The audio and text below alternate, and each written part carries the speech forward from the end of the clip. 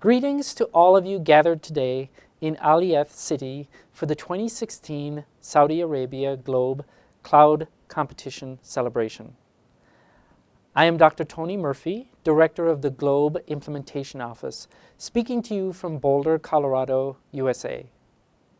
I would like to express my appreciation to His Royal Highness, Prince Khalid Al Faisal, Prince of Mecca Region and Special Advisor to the custodian of the two holy mosques, for his interest in education and patronage of culture and the arts.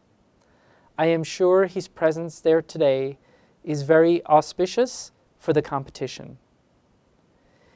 His Excellency Dr. Ahmed Al-Issa, Minister of Education for supporting Globe in Saudi Arabia, Dr. Abdul Rahman Al-Barak, Deputy Minister for Education for Boys, Dr. Haya Al-Awad, Deputy Minister for Education for Girls for supporting Globe in Saudi Arabia, Mr. Abdul Hamid Al-Masood, Director General for Student Activities for Boys, Mrs. Reem Abu Al-Hassan, Director General for Student Activities for Girls for supporting Globe implementation in Saudi schools, and Mr. Mari Al-Barakati, Director of Education Department at Al-Liath for the general supervision of the competition.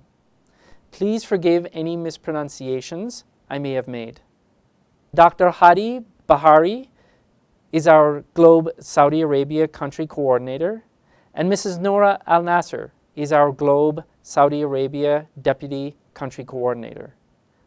I want to thank them for their hard work to support Globe schools, teachers, and students in Saudi Arabia, and for including me in the program today. Today's event is a celebration of the final stage of the Globe Saudi Arabia Cloud Competition. By focusing on gathering photos and videos of clouds, you have been involved in scientific observation. Science begins with observation. This process begins in the imagination, in instinct, in art, and in culture. As has been said in a variety of writings, it is the mind that sees, not the eyes. It is the mind that makes meaningful the light that passes through the eyes. Many of science's most important breakthroughs have come about through observation. The early scientific achievement in the Islamic world encompassed a wide range of subject areas, most noticeably in mathematics, astronomy, and medicine, and all had their roots in observation. Al-Hasan ibn al-Haytham wrote and experimented extensively on optics and cloud observation in the 10th and 11th century. In the West, too, from the discovery of microorganisms to the theory of relativity, great discoveries have come about through observation. The scientist's gaze is clearly a powerful tool for making sense of how the world works. One way to observe like a scientist is to take field notes, write descriptions, draw pictures, or take photos or videos of what you see, as you have done in this competition, and then return to observe again and again, engaging in the cycle of observing, recording, testing, and analyzing many times over. It's a lot more than just looking, but it's how great discoveries are made. In seeking input from all countries throughout the world, we are simply asking students to look, but to look carefully in ways that will stimulate their imagination to find meaning in what they see. This is an art. We are not only collecting data, we are cultivating imaginative thinkers, both scientists and artists alike, for they are one and the same in every culture. Now let's take a minute to talk about clouds. One of the most interesting features of Earth, as seen from space, is the ever-changing distribution of clouds. They are a perfectly natural part of our days, and yet, as they float above us in all their fantastic forms, we hardly give them a second thought. Now, the important thing to know about clouds is that they have an enormous influence on Earth's energy balance, climate, and weather. That's why scientists all around the world are studying how clouds affect our weather and climate. Clouds are the key regulator of the Earth's average temperature. You can appreciate that if you go on a hot day and a cloud passes by overhead. It's a great relief from the heat. And the reason, of course, is because the cloud is reflecting sunlight from above. Other clouds contribute to warming because they act like a blanket and trap some of the thermal energy from Earth's surface and lower atmosphere.